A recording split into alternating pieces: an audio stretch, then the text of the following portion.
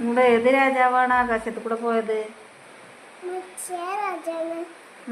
എന്നിട്ട്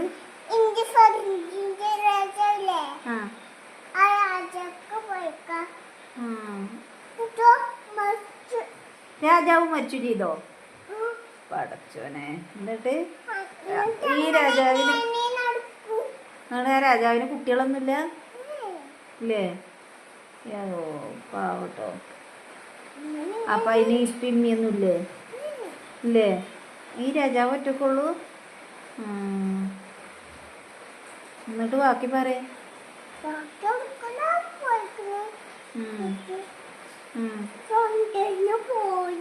തന്നെ കടിച്ചോ? കണ്ടോ?